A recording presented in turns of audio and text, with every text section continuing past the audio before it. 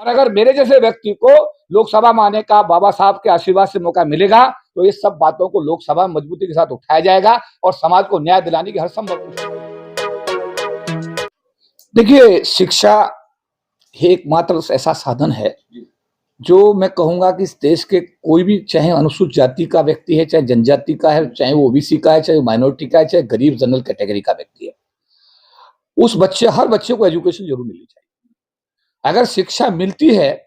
तो वो उसका, मैं ये कहूंगा कि वो अपना भविष्य खुद तय कर लेगा। यहां सबसे बड़ी, मैं आज आपके टीवी चैनल्स के माध्यम से भारत सरकार से मांग करूंगा कि शिक्षा का औद्योगिकरण जिस तरीके से हुआ है, शिक्षा का जिस तरीके से भारत में औद्योगिकरण हुआ है, उससे एक बहुत बड़ी पीड़ा और बहुत बड़ी परेशानी इस देश के उस तबके को पैदा हो रही है जो किसी तरह अपना परिवार चला रहा है। वो एक महीने का 10,000 रुपया बच्चे की फीस नहीं दे सकता, 2 बच्चों की फीस वो 20,000 25,000 रुपए नहीं दे सकता, वो साल का 12 लाख रुपया बोर्डिंग का नहीं दे सकता। इसके लिए जरूरी यह है कि भारत की सरकार देश में शिक्षा का राष्ट्रीयकरण करे और हर व्यक्ति, हर बच्चे की शिक्षा की जिम्मेदारी सरकार ले, सबको एक जैसी शिक्षा मिले, सब लोगों को एक ही जैसे हॉस्टल में रखने की व्यवस्था हो, कोई भेदभाव ना हो कि अमीर आदमी का बच्चा कहीं और पढ़ रहा है, गरीब आदमी का बच्चा कहीं और पढ़ रहा है, तो दोनों बच्चों को हम कंपेयर कभी कर ही नहीं सकते और जो बच्चे दोनों का गैप है वो हमेशा रहेगा। तो सर क्या लग रहा है आज के जो दलित समाज है उन्हें कैसे स्कूल कॉलेज यूनिवर्सिटी तक भेजा जा सकता है? क्योंकि कहीं ना कहीं अगर फॉरवर्ड कास्ट की अगर बात किया जाए तो स्कूल कॉलेज यूनिवर्सिटी सारे तमाम सेक्टर में है, लेकिन दलित समाज के जो लोग हैं वो आज भी कहीं ना कहीं गांव खेतों में ही रह चुके हैं। देखिए, यही सरकार की, मैं यही कहूंगा कि सरकार की जो जिम्मेदारी है, मैं अगर बाहर के देशों की बात करता हूँ, कई देशों में आपने देखा कि वहां पर स्वास्थ्य जो हेल्थ सर्विसेज है टोटल फ्री है, यानी इलाज बिल्कुल फ्री है, अस्पताल बिल्कुल, हॉस्पिटलाइजेशन बिल्कुल फ्री है। आप जाइए कई कंट्रीज में देखिए, आप कई कंट्रीज में शिक्षा सबके लिए, समझ बात है। तो मूलभूत दो ही चीजें तो है, दो राष्ट्र के लिए आने वाले दिनों में मैं कहूंगा कि वो वरदान बन सकती हैं कि आप लोगों को एक समान शिक्षा दे दीजिएगा free and compulsory education policy के तहत। मैं ये कहना चाहता हूं, आपने सवाल किया, पुरानी सरकारों ने देश के अंदर एक ट्राइब प्लान और एससी प्लान का व्यवस्था किया था। उस एससी प्लान और ट्राइब सब प्लान के तहत बजट में जितना भी फाइनेंस मिनिस्टर हर साल बजट पेश करेगा, उसमें एससी और एसटी की पॉपुलेशन के हिसाब से उतना परसेंटेज बजट उसको एससी और एसटी के डेवलपमेंट के लिए एलोकेट करना अनिवार्य था। संवैधानिक व्यवस्था में विचार, मतलब ये व्यवस्था की गई थी। इसमें 2 लाख करोड़ रुपया औसतन केंद्र सरकार के बजट में पैसा बनता था और 2 लाख करोड़ रुपया सारे राज्य सरकारों के बजट में बनता था, यानी 4 लाख करोड़ रुपया शेड्यूल्ड कास्ट शेड्यूल्ड ट्राइब के डेवलपमेंट पर, एजुकेशन पर, उनके स्वास्थ्य पर हर साल खर्च होना चाहिए। ऐसी व्यवस्था भारत के संविधान में डॉक्टर अम्बेडकर करके गए। तो क्या उस बजट को आज तक इम्प्लीमेंट किया है? मैं वहीं आ रहा हूं, 4 लाख करोड़ में 400 रुपया भी उस समाज पे खर्च नहीं किया गया। 4 लाख करोड़ में 400 रुपया भी अगर खर्च नहीं करेंगे आप और उसको सड़क निर्माण में लगाएंगे, आप उसको दूसरे कार्यों में लगाएंगे, तो इस देश के गरीब तबके, अनुसूचित जाति जनजाति समाज के साथ इससे बड़ा अन्याय और अनर्थ क्या हो सकता है? और ये समाज कैसे राष्ट्र की मूलधारा में आएगा? जो भी आपने कहा प्रावधान है, मैंने तो बार बार पिछले 30 साल से कह रहा हूं, जो सरकार के प्रधानमंत्री समय समय पर आते रहे, मनमोहन सिंह साहब से मेरी मुलाकात, हमारी मुलाकात हुई, अटल बिहारी वाजपेयी साहब प्रधानमंत्री थे, उनके साथ में बराबर मुलाकात हुई, राष्ट्रपति के साथ में मुलाकात, सभी को हमने ये बात रखी है कि जो एससी प्लान ट्राइब सब प्लान का पैसा है उससे एक काम कर दीजिए, गरीब समाज के लोगों को आप तहसील के स्तर पर 1000 बच्चों का रेजिडेंशियल स्कूल नर्सरी से लेकर के ग्रेजुएशन तक का बना के दे दीजिएगा, शिक्षा उनको मिल जाएगी, वो अपना भविष्य अपने आप तय कर लेंगे। लेकिन इस विषय पर बड़े दुख के साथ कहना पड़ रहा है कि ट्राइब प्लान का पैसा, एससी प्लान के पैसे का कोई भी उपयोग इस समाज के हितों पर आज तक नहीं किया गया। लेकिन केपी चौधरी साहब, जिस प्रकार से 131 सांसद जो है आप लोकसभा में देते, जो बाबा साहब का मिशन था, बाबा साहब के द्वारा लोग हैं, उन लोगों ने भी कभी वो प्रश्न उठाया? अगर नहीं उठाया तो फिर आप जैसे जो पूरे देश और दुनिया में अपने बाबा साहब मिशन के नाम से पहचान रखते हैं, क्या कभी आपने कोशिश किया कि उन्हें भी समझाने की? निश्चित रूप से जब सुप्रीम कोर्ट ने 1997 में एससी समाज के, एसटी समाज के आरक्षण को खत्म करने के लिए 5 आदेश जारी किए थे, और उन सुप्रीम कोर्ट के आदेशों को आधार मानकर भारत की सरकार ने उस समय पर रिजर्वेशन को खत्म किया था। उस समय हमने रामला मैदान के अंदर पूरे देश के लाखों लोगों को दिल्ली की धरती पर बुलाया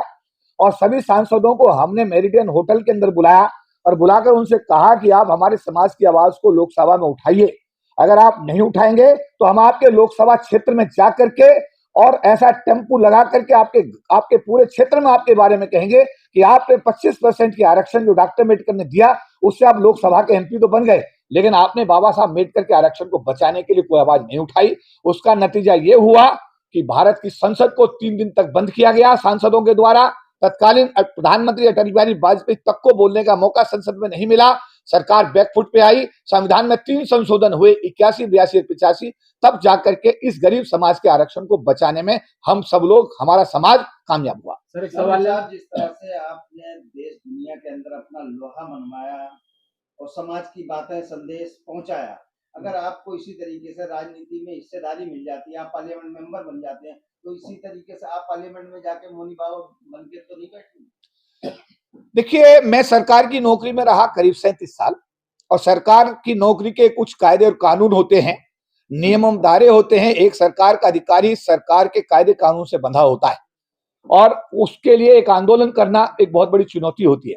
लेकिन मैं सरकार की नौकरी में 37 साल रहा और मेरा जो इतिहास है वो आप अगर अपने यूट्यूब पर भी देख सकते हैं। मेरा नाम अगर टाइप करेंगे केपी चौधरी तो उसमें पिछले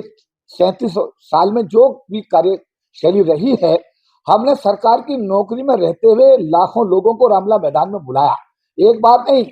97, 98, 99, 2000 हमने लगातार लोगों को इकट्ठा किया। हर साल हमने तालकटोरा स्टेडियम के अंदर अंतर्राष्ट्रीय दलित सम्मेलन यहाँ पर किए। हमने जहां पर जो राजपथ है, जहां 26 जनवरी की परेड के अलावा कोई प्रोसेसन नहीं निकाला जा सकता, ऐसा नियम बना हुआ है। हमने 2019 के अंदर भी, और कोविड के कारण 3 साल में 2 साल में हम नहीं कर पाए, और इस साल भी हमने भारत के राजपथ पर संविधान यात्रा निकाल करके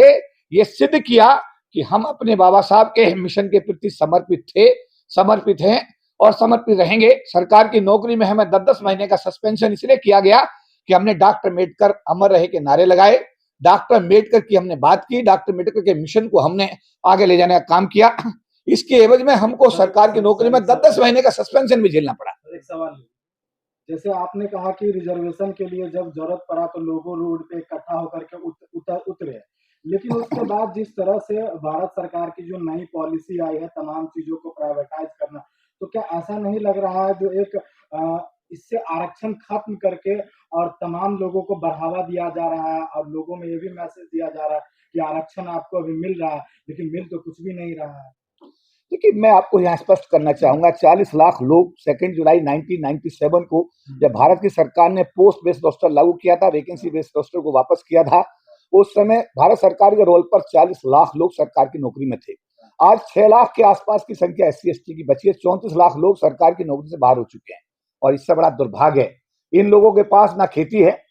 ना इनके पास में कोई कारोबार है, ना इनके पास में किसी प्रकार का कोई बिजनेस है। ये लोग तो सरकार की नौकरी के माध्यम से गरीबी की रेखा से ऊपर आए थे और वो नौकरी के अवसर अब वर्तमान सरकारों ने बिल्कुल पूरी तरह समाप्त कर दिए हैं। तो जो अभी आपने बात कही है, अभी हमने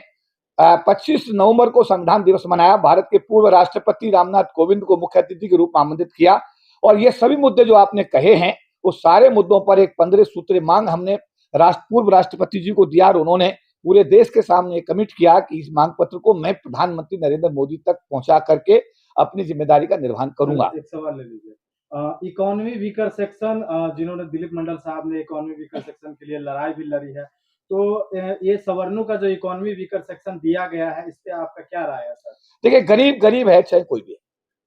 देश में मैं कहूंगा कि एक IAS अगर किसी भी शेड्यूल कास्ट कैटेगरी का IAS है और उससे ये कहो, आप समझे नहीं बात आप, कि भाई आप तुझसे जो कमजोर आदमी, जो गरीब आदमी है, वो उसमें भी शादी नहीं करता, ये इस देश का कड़वा सच है।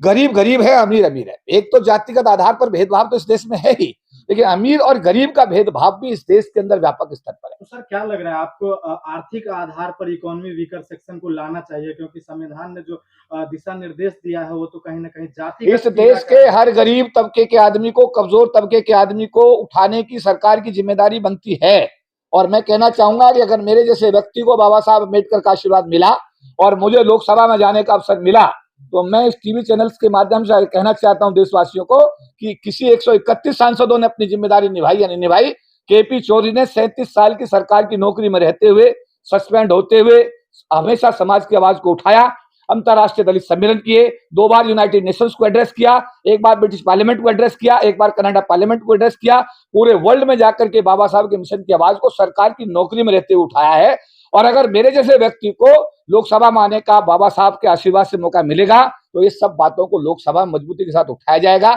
और समाज को न्याय दिलाने की हर संभव